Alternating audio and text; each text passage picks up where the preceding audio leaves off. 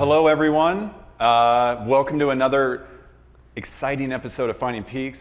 Clint, you know I say that all the time, but today, folks, we are dead serious. This is very exciting. Pull up a chair. Hopefully your popcorn's already popped, because we're bringing it to you guys today out there in the world. Brandon Burns, Chief Executive Officer for Peaks Recovery Centers, joined by co-host Clint Nicholson, LPC, LAC, all the clinical things, Chief Operating Officer for Peaks Recovery Centers. And before I highlight our guest today, I want to point back to the Kevin Miller episode that we did several weeks ago.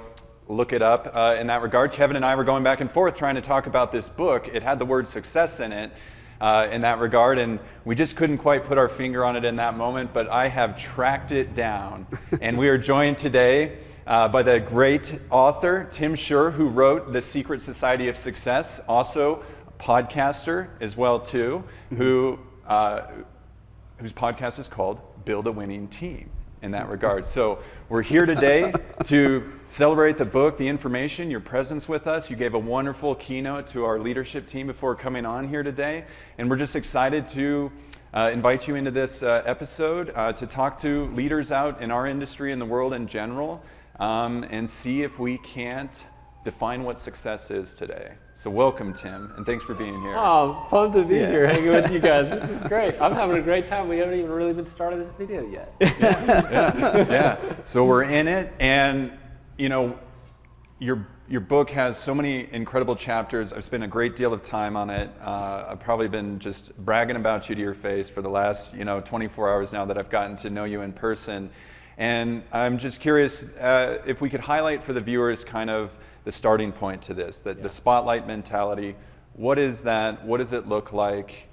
Just as the general beginnings of this process. Yeah. So, it's interesting if you think about the story of Apollo 11. You've got Neil Armstrong, Buzz Aldrin, but a lot of people don't know there's a third astronaut on that mission, Michael Collins. Mm-hmm. And here's the guy, he Ubers Neil and Buzz to the moon, drops them off. Those guys then do all the various tasks that they have to do on the moon's surface, while he actually stays back in the command module and orbits the moon something like 26 times until those guys are ready to be picked up and brought back to Earth. And what I love so much about Michael Collins and how he shows up in this story is when he gets back to Earth, sits down with the press, he talks about how content he was to have had one of those 3 seats. Yeah. And that's such a different message that we are hearing, because I think the world that we live in today says, to be successful, you have to be the one that everyone is talking about. Getting into the spotlight is the goal, right? Yeah. But I think that the way that we show up in how we can be at our best may not look like defining success in the way that culture tells us that success is. So is fame, money, and power the only ways that we can be successful in our lives and our careers?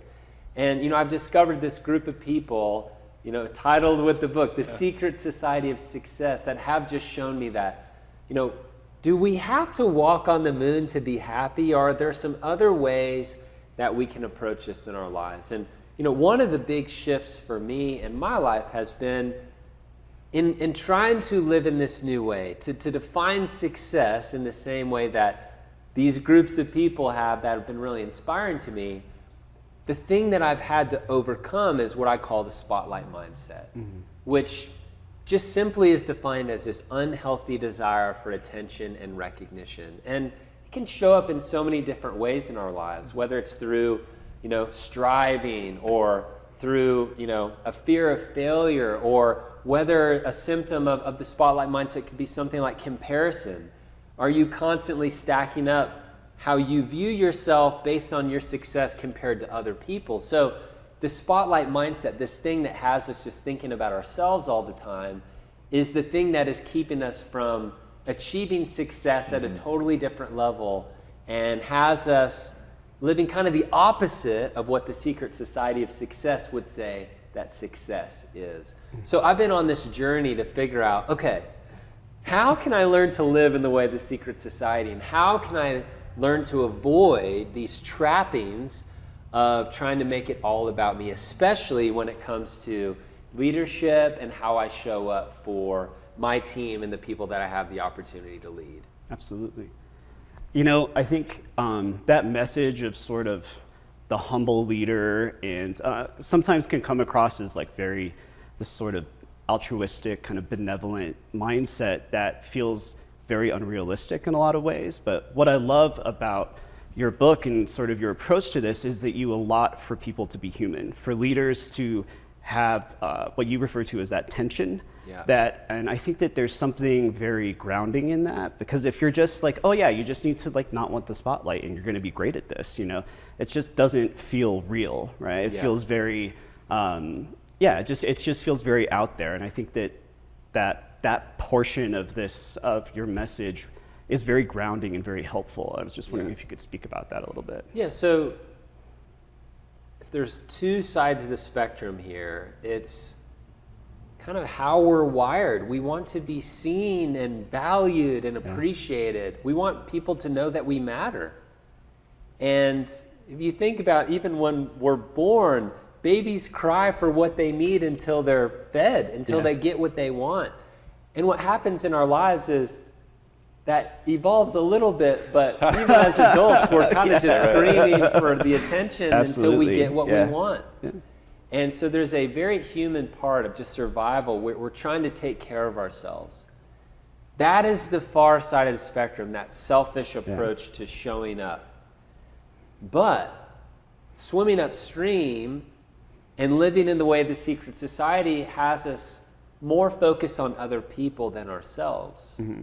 Has us focusing on our teams and the people that we have an opportunity to lead. We're focused more on them and their success more so than our success, but it is so hard to get into that headspace. And so I would love to be able to have said in the book or to you guys, all right, so here's the three-step plan. Can't wait to tell you how to completely avoid this selfish way of thinking and living. You'll never suffer from this or deal with this again. And I felt this pressure to write that in the book. Like my brain loves linear. I would have loved a 1, 2, 3 step, but I couldn't do it because it's not true.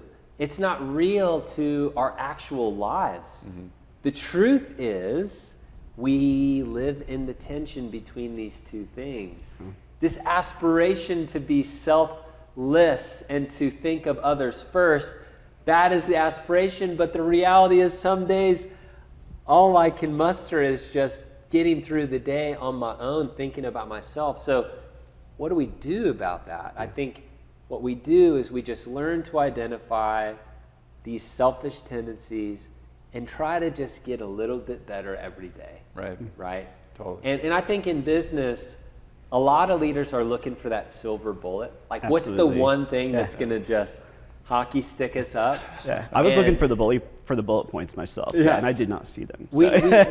We want the silver bullet. Absolutely. We want the quick, easy answer, but this is true in life, it's true in business.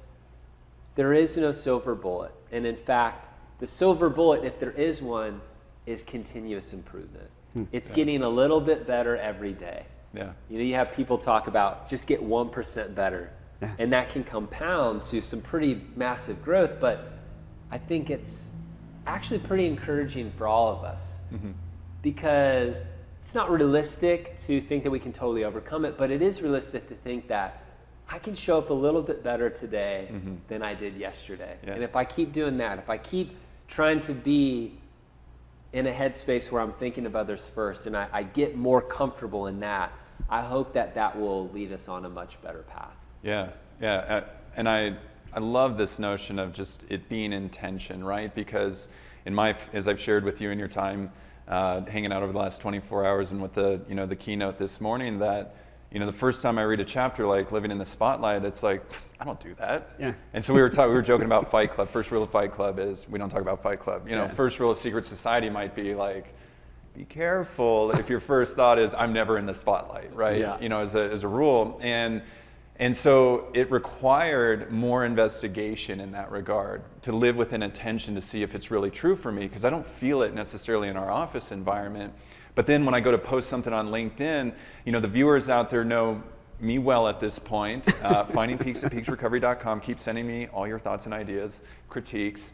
Know me at this point to just kind of want to point out the harm at times this industry does, to kind of point at the lacunas and the pitfalls and the shortcomings of our industry.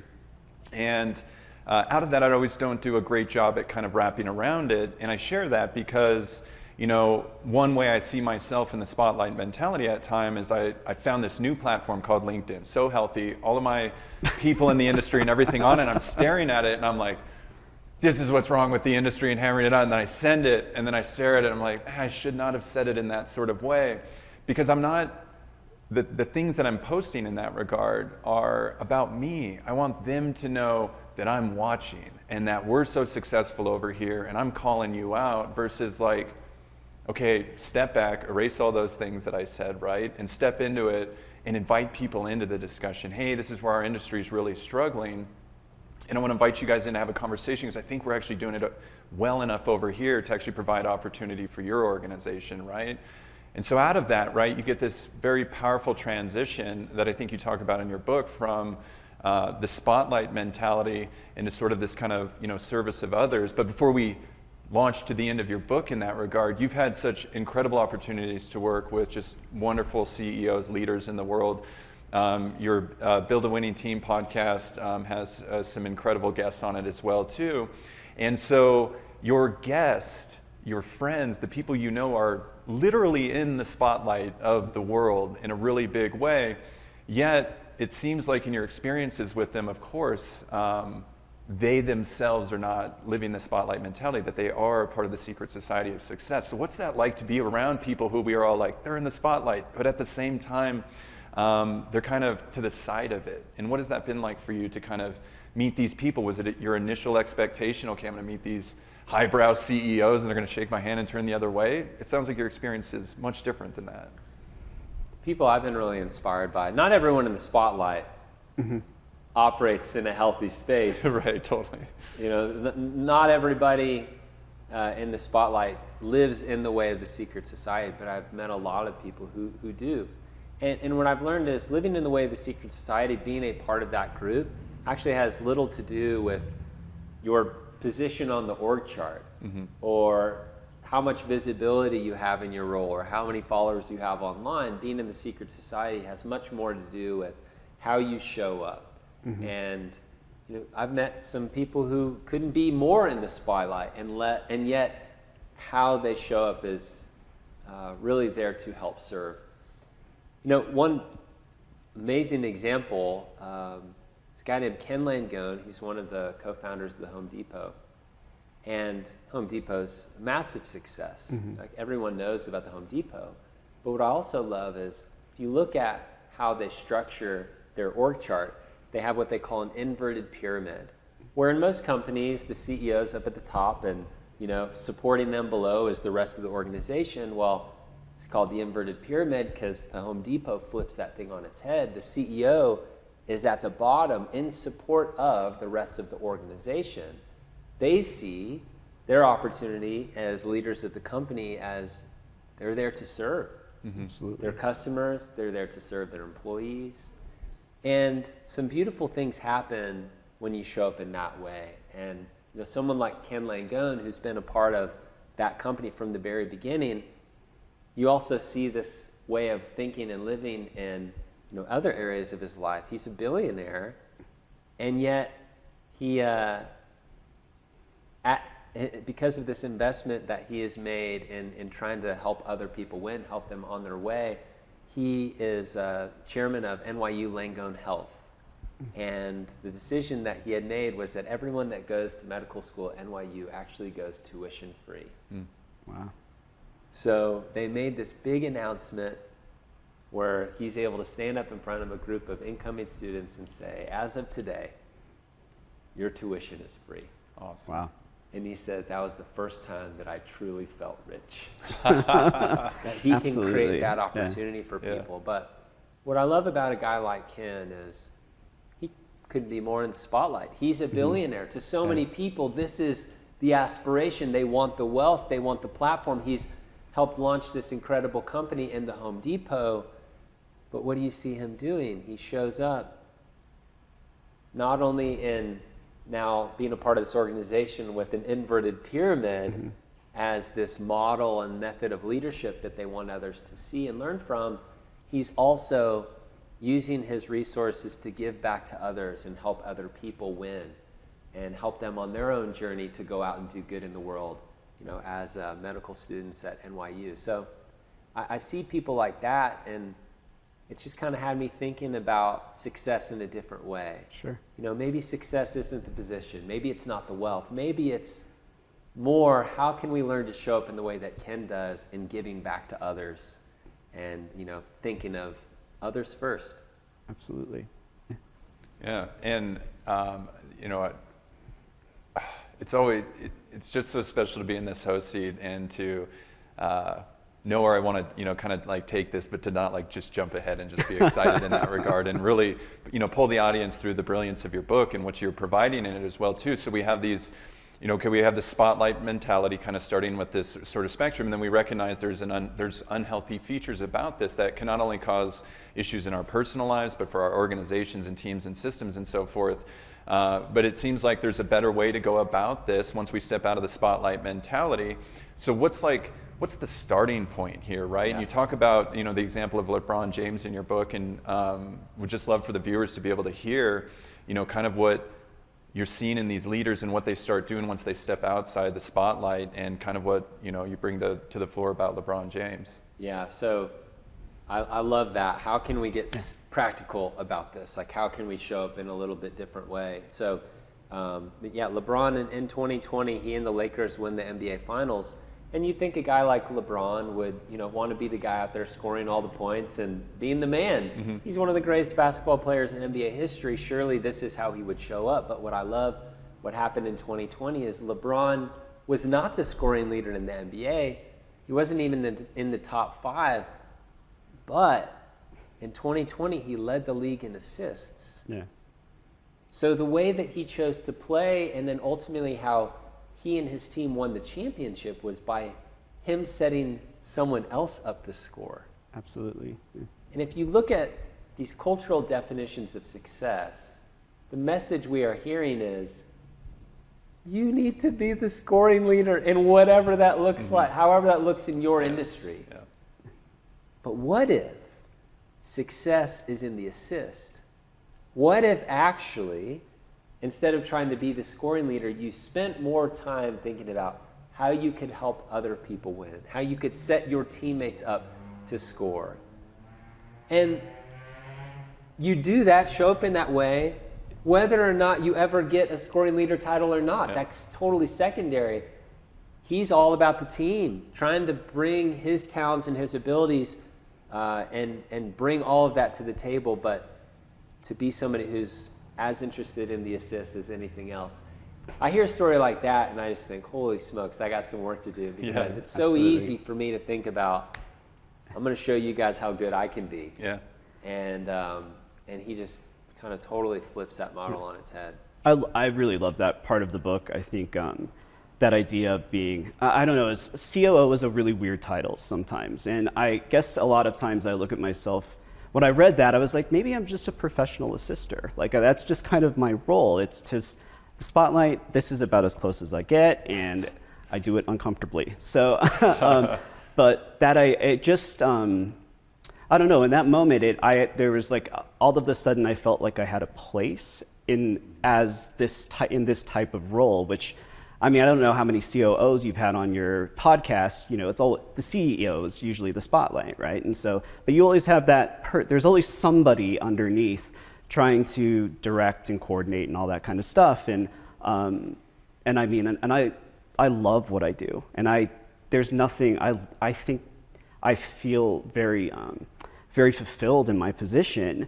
And so that moment was, I don't know, there was a real validation there. And so I just really appreciated that. Yeah. One of my favorite songs is by my friend Steve Moakler. And the chorus says, we all wake up in different situations with different callers for our occupations. But ever since the world's been in rotation, it's been run by humble operations. And this idea of every role has value, every role has worth. Yeah. Absolutely. And if you think about a concert, we need people in the spotlight for the whole thing to work. Yeah. There is nothing wrong with the spotlight as long as people who are in those positions are, showing up in a healthy way, not making it about them, but contributing their part. So there's nothing wrong with that person standing in the center of the stage. We need them, but we also need the person running the lights, the person running sound, the backing guitarist. Yeah. We need the person taking tickets when we walk in. We need, the person that's showing people where their seats are. The problem I have is when people try to say that there is only one role that matters and our aspiration should only be to go try to be the person standing on the stage. And I love that you picked that up in the book, because my hope is that more people feel that too. Mm-hmm. A validation to play their role, to own their part, to do it with excellence, mm-hmm. and to find contentment there, rather than chasing after this definition of success that maybe doesn't feel true to them. So when you write a book, there's a lot of different people that contribute to it, editors being some of those people. And I think a lot of people would look at an editor and say, okay, for you to really make something of yourself, you probably need to go be an author, like your name be the one on the front cover of the book. But then I've met enough of these editors that say, but I like being an editor. Yeah. You're going to take me out of this thing that I'm very skilled at, that I love to do, and pressure me to step into a role that I don't even want. And I think there's a lot of people that resonate with this book and these ideas because they are an editor.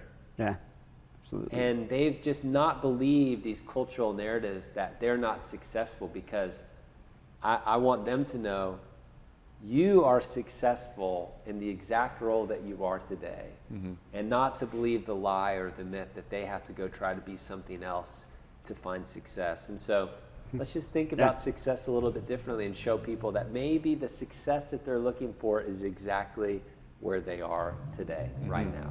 Yeah.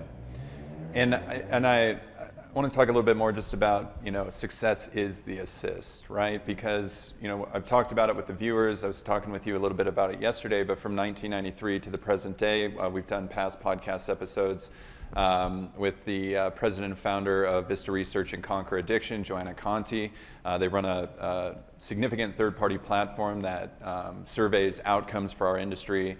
And what they identified was in the last 30 years, outcomes have remained flat at about 33%, after a 12-month follow-up post-treatment and last use in that regard. So 33% over 30 years with all the science, all the medicine, all the things that we have.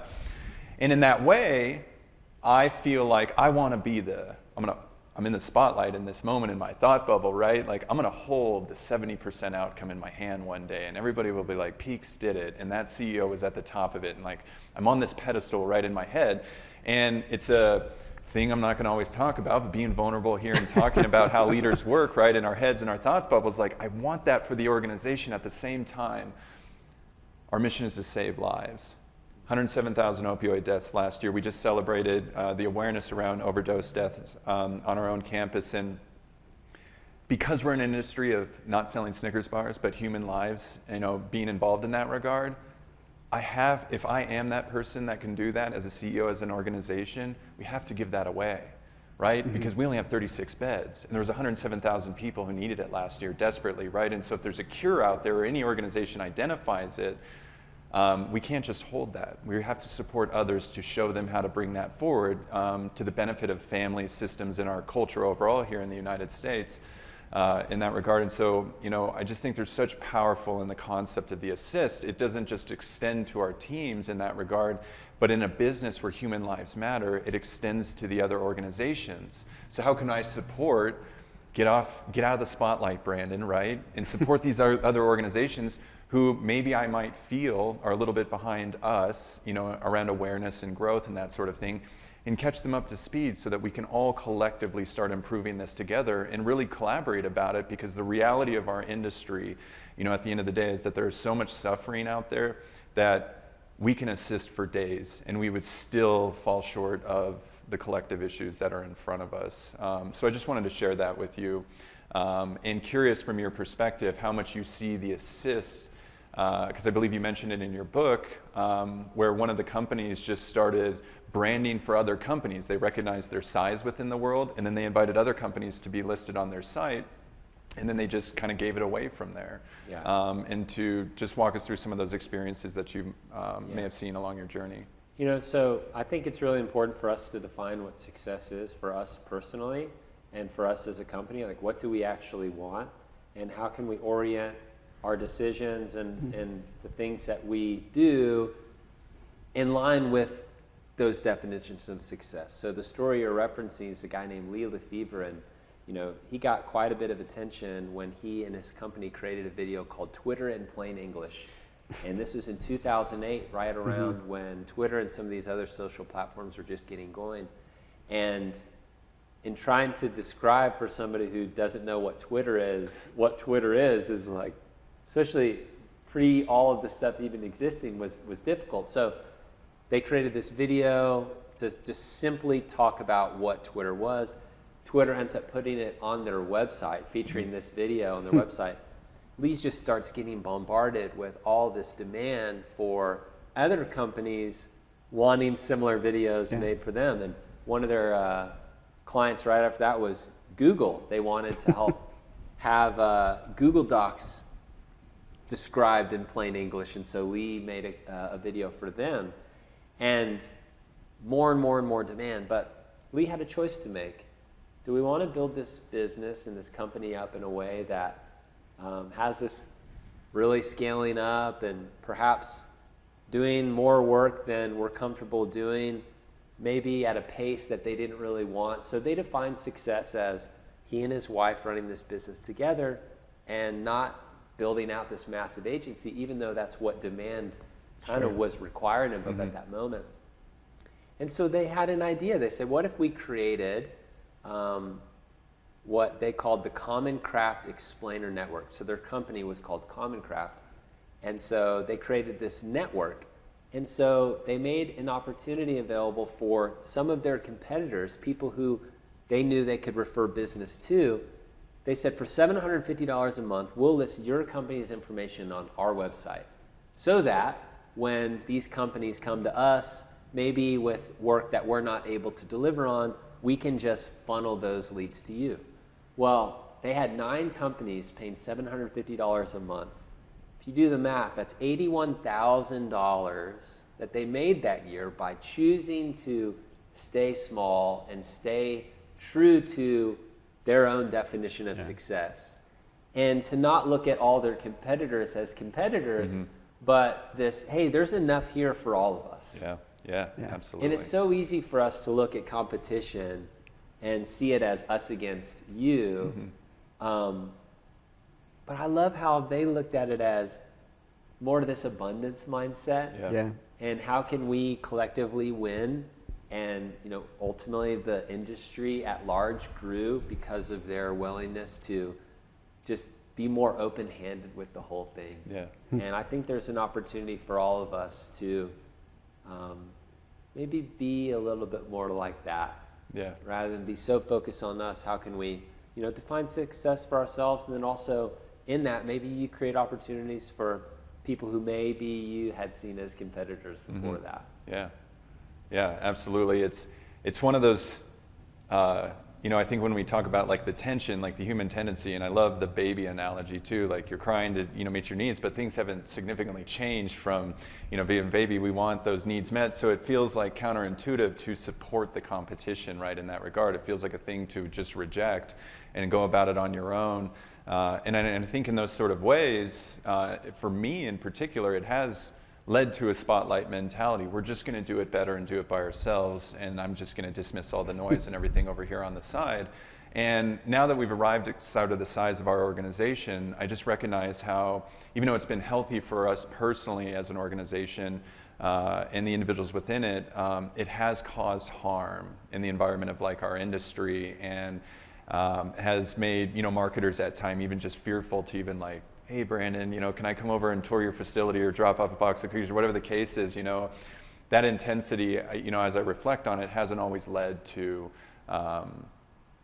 or what initially felt positive hasn't always turned out to be the positive way to go about it in that regard. So for me, just sharing with the leaders about there how I've walked within this tension and lived in the spotlight mentality, and it took some reflection to be honest about that as an approach, but the power that comes from it and the opportunity to assist and to not just be a leader for our organization, but be a leader for this industry in that way, just feels like I'm in this new space now, kind of after taking some of the guidance and direction out of your text.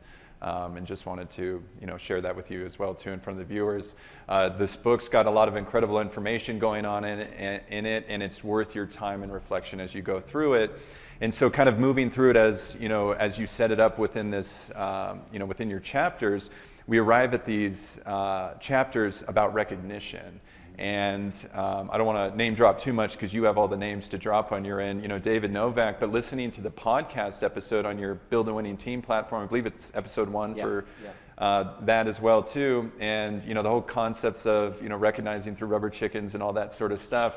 And it's also just, David himself is just an awesome speaker. He's inviting, he's connecting. I was fully embraced in the podcast episode. It's also shared on the Audible version of your book, but it's fascinating that he took this concept of recognition into the organization and made it the thing. And then the success followed from that, in that regard. And just would love for you to share kind of, maybe your friendship, with David, what you've come to learn from David, and how much he inspired, I believe it's chapter 5 of recognition within your text. Yeah. So David grew Yum Brands when he was the CEO, and Yum Brands is the parent corporation for KFC, Taco Bell, and Pizza Hut.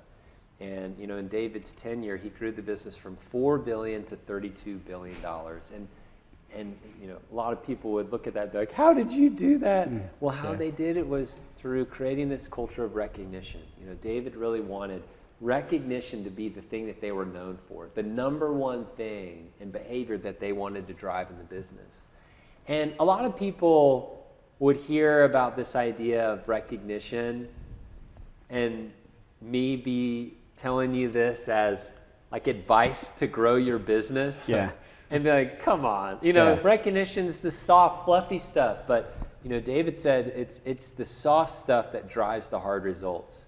And so David made it a personal mission of his as the leader in the company. If this is the behavior that he wanted to see, he knew he casts a shadow as a leader, and he had to go first. He had to model for everyone else what this looks like. And so he would call people out for, doing good things, doing the kinds of behaviors in the company that he felt really would drive and move the company forward. And so he had what he called a personal recognition award. So he'd give somebody a bit of personal recognition, and he'd say, hey, I want to actually take a picture with you. I'm going to send you a copy of this picture as well, but I'm going to take another copy of it and put it on the wall in my office, because when people walk into the CEO's office at Yum Brands, I want them to see your picture so that they can see you're the kind of person who's really making stuff happen around here. So he started putting these pictures on his walls, framed all around, and quickly ran out of space on the wall, so he started to put them on the ceiling. And what I love so much about this is recognition really was the thing that made the company run. And, this kind of thing is so possible for all of us to do, to just simply call out the good that we see in our team members. And we actually used to, when I was leading the company at StoryBrand, we would just add a little bit at the end of a meeting that we'd just call shout outs. We'd want to shout out, call out the things happening behind the scenes that may have otherwise gone unnoticed, unrecognized. And we just wanted to take a couple minutes and just call out some of those things.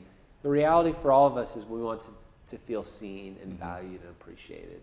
And by simply calling out some of that work that we see as leaders can make a pretty massive difference in the people that we have the opportunity to lead. And so what I love about what David has done is, after he left Yum Brands, he wanted to take these leadership lessons that he'd learned about recognition, about effective ways of building teams and of growing a business to 32 billion, leading 1.5 million employees.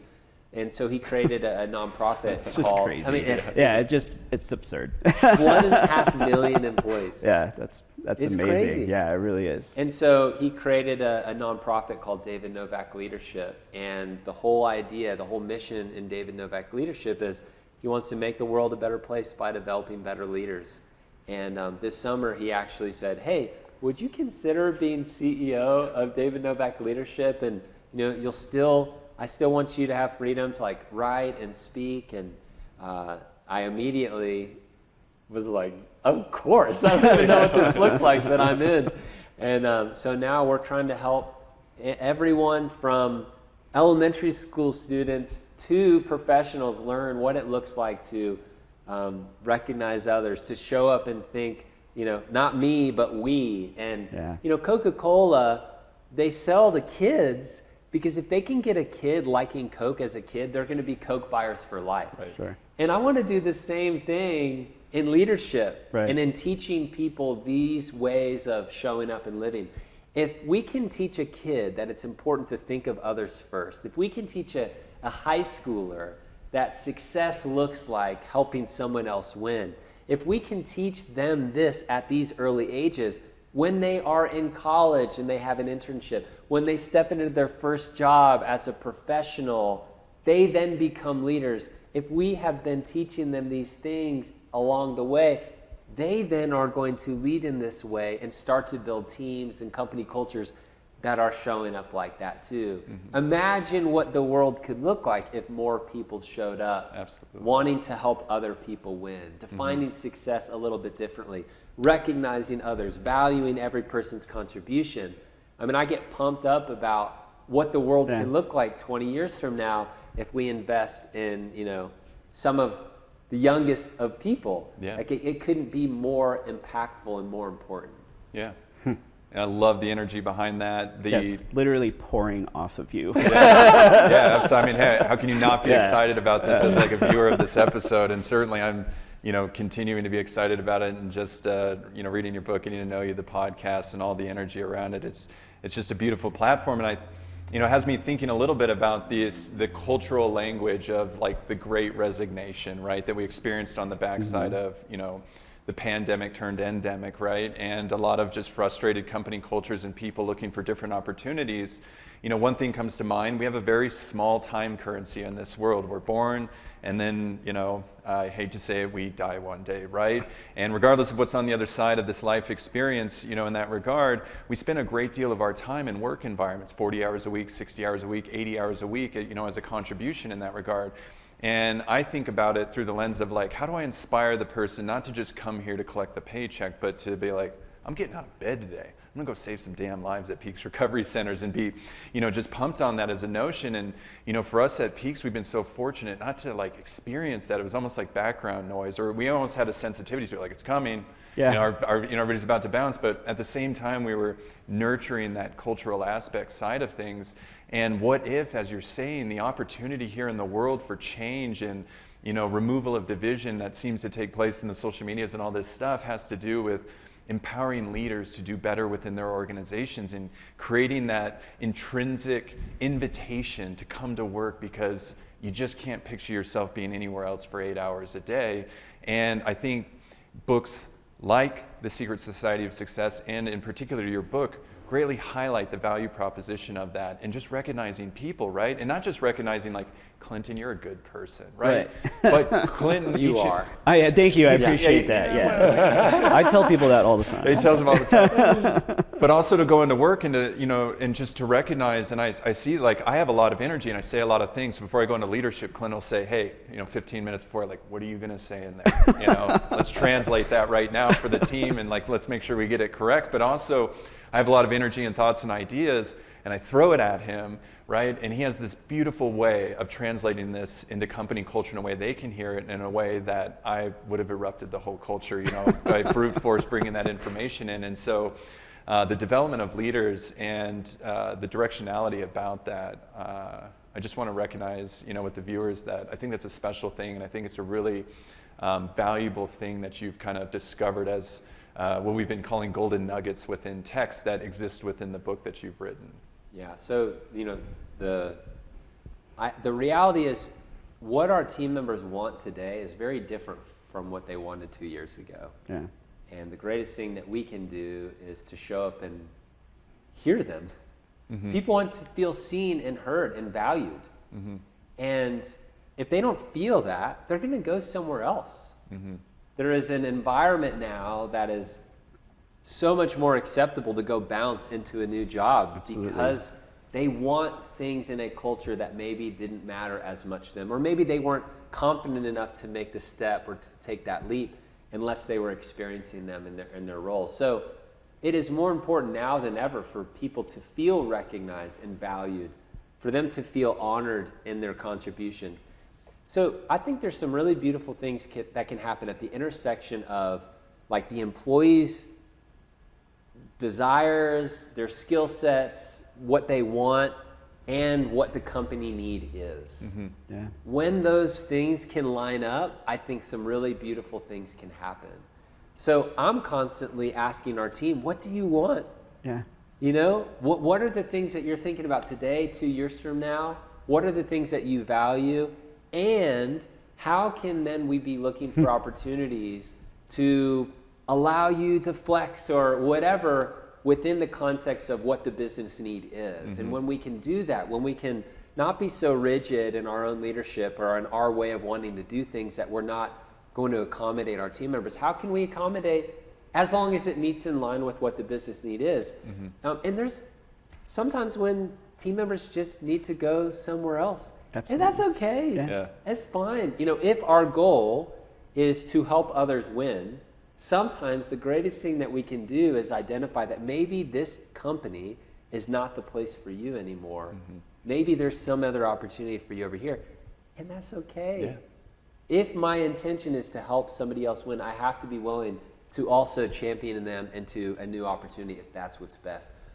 But I also hope that people stay with me and our company as long as possible, mm-hmm. right, where it makes sense. And so what I think is most important in all of this is that we are all getting more and more clear about what success is. We're starting to talk about it, we're having conversations. We're allowing our team members to know that they are heard.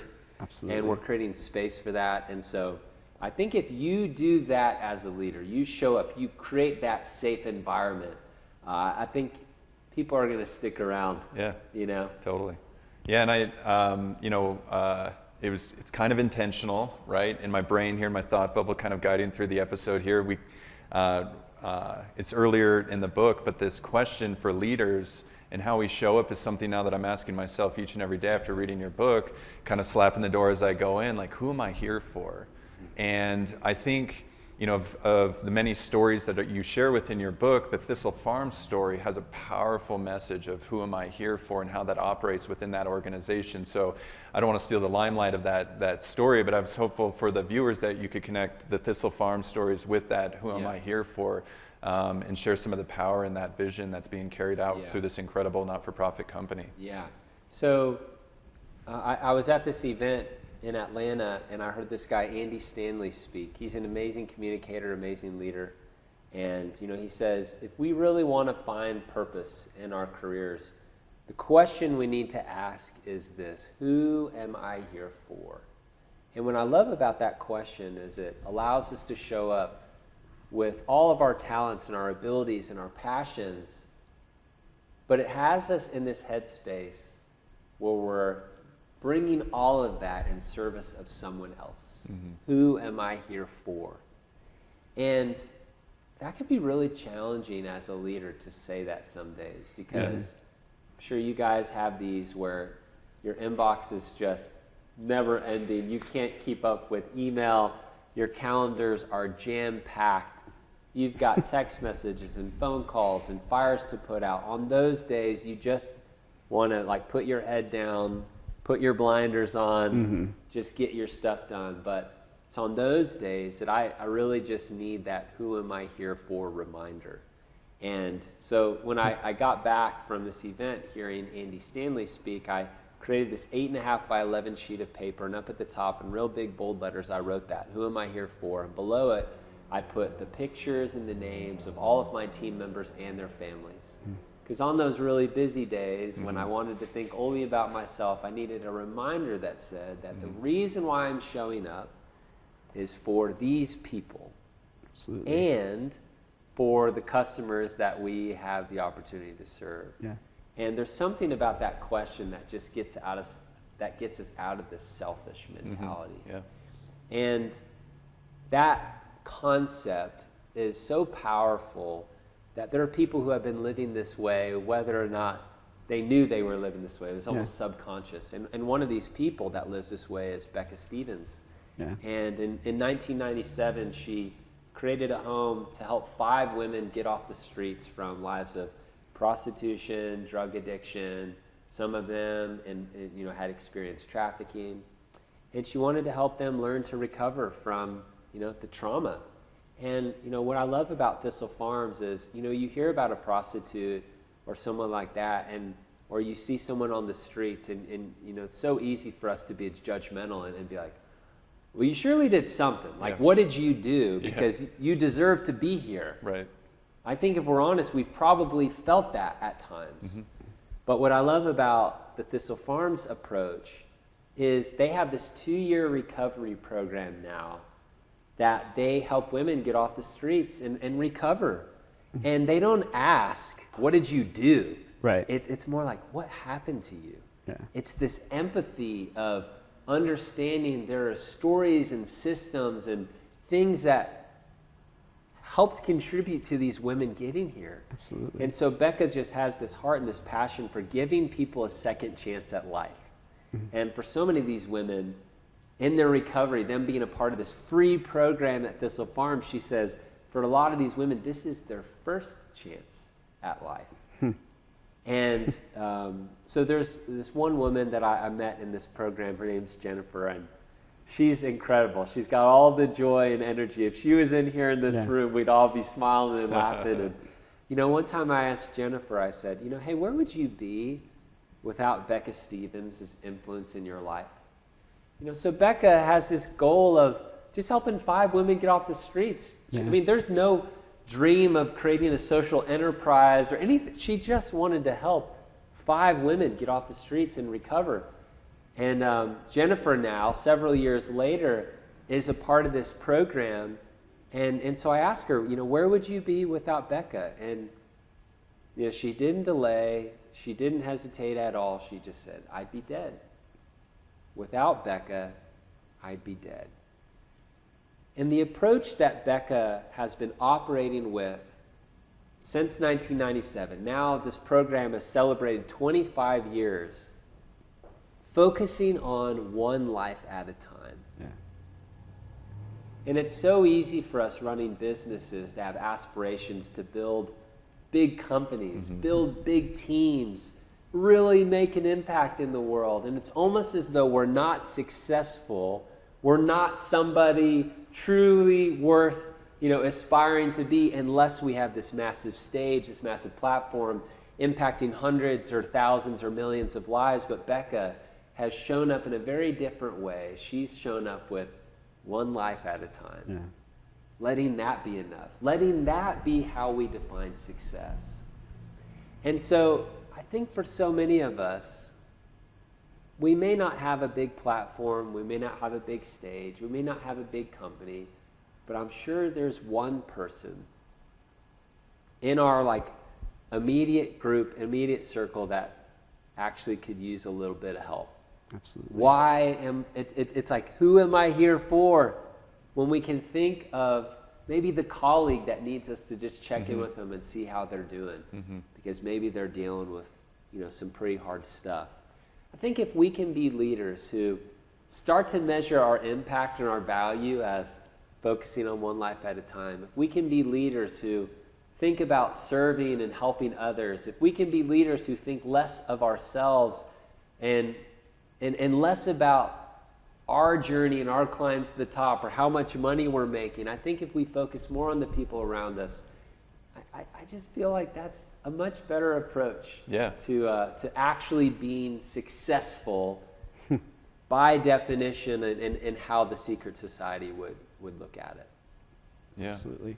You know, success, right, is one life at a time. And I think that's just such a powerful message for the viewers out there, not only because of the connected tissues to the industry we work in and the things we do at, you know, Peaks Recovery each and every day, but also because when your focal point becomes one person at a time, the teams, the systems, the, you know, wealth of the not-for-profit organization, all that stuff follows correctly, but only at the pace of one person at a time. So it's not distracting, it's centered, it's directional, and so it has all these beautiful operating features. And, you know, it feels like we don't have all the time in the world to cascade all the stories in, you know, but the Tom Shoes stories and all of these sort of, you know, interactions that are taking place when they put forward success is these sort of things within their organization and made it the thing versus all these other things, everything else grew just naturally and beautifully in the background. So I appreciate you bringing that story forward and sharing that. Again, too, just excellent examples of things to read as we roll through the book. And, you know, kind of tailing out here towards the end of the episode, you know, one more powerful story, you know, comes from not only your Build a Winning Team podcast episode with Scott Hamilton, a famous figure skater, Olympic gold medalist and so forth. And he, just such a powerful figure, right? So many challenges within his life that he's gone through, and just to continue to smile and shine and show up for other people. And the way he redefines, you know, negativity in his life is just information and those sorts of things. Powerful stuff. And in addition to that, walk us through your guys' conversation and what it means to learn how to fall. Yeah. So, you know, you got a guy, Scott Hamilton, he's had a crazy amount of success, and yet, just as publicly, he's had so many, you know, challenges in his life. Mm-hmm. Cancer, 3 brain tumors. Yeah. And as I've talked to him about all of this, he talks about these things as though it's a blessing. Yeah. And he's being genuine. He's like, Tim, this is what made everything possible. And for so many people, as they think about having a successful life and career, I think there's this idea that maybe we can get through that without any major challenges or setbacks. And that's just not at all what Scott's story has shown me. And, you know, what I've learned from Scott is, like, success looks like embracing challenges and learning from failure. Mm-hmm. And, you know, exactly like you had said, one of the big lessons he taught me is, what if we started to look at failure as what it is? Just information. What if failure was 100% information? Because as Scott has learned to become an elite athlete, mm-hmm. he knows, even in his gold medal run, he fell. Yeah. Yeah. Right? So failing in life, falling in life is a guarantee. Mm-hmm. And some people come to the Scott Hamilton Skating Academy in Nashville wanting to learn to do what he's done. And so they're probably surprised when the first thing that they learn, the first thing that Scott wants to teach them is how to fall. Yeah. Because they're going to fall. Mm-hmm.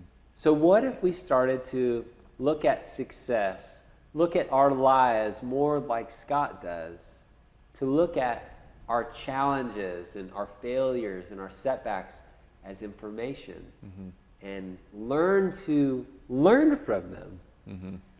I just feel like we're going to be more true about what actual life looks like, rather than living in this fantasy land, which is, okay, I should be hoping for no problem, no trouble. Absolutely. And if I experience it, something's wrong. It's like, actually, this is just you being a human. Yeah. So let's just acknowledge that and move forward. And so that idea of what success is, learning from challenges and embracing them, I think is a huge thing that has helped me in my life because of what Scott's taught me. Yeah. I love that so much. I mean, in our organization, there's so much energy. There could be a crisis. We got to manage the milieu. We got to support the teams, and all of these folks within each and every day, you know, and what we do as an opportunity, and to sort of learn how to fall within that and sort of embrace it. It's just such a beautiful message. And you know me, I've been saying I don't live at the level of hyperbole. I believe it's a beautiful message to learn how to fall at the end of the day, because it's guaranteed, but it feels like, at least up until, you know, reading your book or, you know, becoming the professional that I have, it's been a feature of avoidance. How do we avoid falling? I'm going to put everything I can in front of me to ensure this never happens again, right? And that's so stressful to approach it in that sort of way, to create all those blockades in a way, instead of like, you know, like, oh, let's bring the failure in here, let's bring the falling in, and let's just invite it right in and move through it together, right? Yeah. So. If we are just trying to avoid failure, are we actually being ambitious enough? Because I think for so many of us in our businesses, we want to set goals that we know we can attain because we don't want to fail. Absolutely. And so we limit our own potential because we hold ourselves back from going after a bigger vision maybe than we even believe possible. But sometimes if we're more comfortable with failing, we're more comfortable chasing after bigger ideas. Right. And what I love about the work that y'all do, and if we are in it to help other people, these big dreams and these big visions are actually to make an impact on more people, to help more people win. And so get comfortable failing, because we're going to, and let's not let that fear of failure hold us back from making the kind of impact that is possible for all of us in our lives. I just wholeheartedly love that. I know so many leaders in our industry, because of the challenges we experience within our industry, where fear is pervasive and it gets in the way of things. Oh, the financials, and if that falls, then this falls. And you know, just so for the leaders out there, certainly encourage, you know, the reading of the book, but to fully embrace, I think, this concept, not just within our industry, but all industries in that regard. And you know, being at the 12th hour of this episode now, just wonderful to have you. And before I take it out as well too, I could certainly describe what I think is the culminating feature here, but I think everybody should be getting this Audible book, not only because you narrated it so brilliantly, you get to hear his smiles and his cheers and his narration all throughout the Audible. It's brilliant. You also get the, you know, the Build a Winning Team, several episodes of those podcasts within it as well too. So without me telling the viewers what I think they should take away from the book, when they finish the book, when they get to the end of the book, what are you hopeful that they'll receive as the final message, the ultimate stamp on why you wrote it in the first place? Yeah, on my podcast, every episode I ask the guest, all right, finish this sentence for me. Success is, and it's interesting to hear what people say. People I'm inspired by, none of them have said fame, money, power. They've never said that. Yeah. If I were to answer that question, and what I hope people walk away from learning in this book is, success is helping others win. That to me is at, you know, the heart of it, that the foundation, the through line from all these people that I've been inspired by in the Secret Society. And if there's been a North Star for me, there's this quote that I really love by Albert Schweitzer, and kind of leave y'all with this. So, you know, he says, I don't know what your destiny will be. Some of you will perhaps occupy remarkable positions.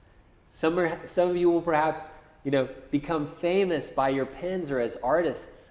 But I know one thing, the only ones among you who will be really happy are those who have sought and found how to serve.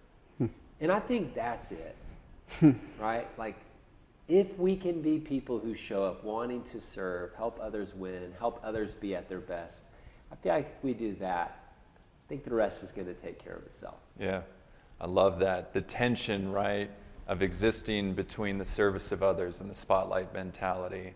The spotlight is this pervasive thing, and this is the hopeful thing. And I think if we find ourselves as leaders in this world, within your own organizations, living within this tension and being truthful about it, I think beautiful things come. And I think that's what you've shared with us in your book.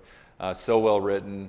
So grateful to have you on this podcast. Before I take the readers out, you want to do a little plug of your own podcast projects, things you've got going on that you want to remind the viewers to check out on the side here? So I do have that podcast, Build a Winning Team. There's 20 episodes of some of my favorite people. I feel like I'm always walking away from those episodes inspired. But yeah, I mean, the fact that I got to read the audiobook is so fun. And I've been surprised. I've sold more audiobooks than physical books, which is crazy. But I love being able to kind of put that emotion and feeling into it. And so, you know, I love, if there is one thing that I hope people do walking away from this episode, whether or not they buy the book, is to just start to think about what success is for you. And to have a conversation, whether it's with your leadership team or whether it's with your family, what is success? And how maybe can we think about this a little differently in a way that has us living differently? Because so many people, they've not taken the time to get clear about what that definition is. And so they just subconsciously are living in alignment with these definitions that have just been handed to them from other people. But we got to get clear about what success is for us and start to live in that way. So that is the thing that I hope people walk away from this conversation thinking about. Absolutely. Well, you have our attention at Peaks Recovery Center, certainly. We're so grateful for you to be speaking with our team. For all the folks out there, you know, do your staff, your leadership teams the favor, the benefit. Invite this gentleman on. He's got so many great things to say, such a positive energy that, you know, it's just a powerful sort of wake you kind of leave behind, and it's worth embracing. And so also check out his book, of course, The Secret Society of Success. I've read it so many times, and over and over and over again, it just continues to, you know, feed my soul and my leadership and my value system that I try to bring to Peaks each and every day. Continue to check out his podcast, all those things. And for everybody out there, thanks again for joining us. Finding Peaks at peaksrecovery.com. Let us know your thoughts, ideas, next episodes, around next episodes, and so forth. Also check us out on the socials, the Facebook, the Twitters, the TikToks, all the things, right, that exist out there today. In that regard, thank you all so much for sticking through this with us and joining Tim Schurrer here today. Until next time, everybody.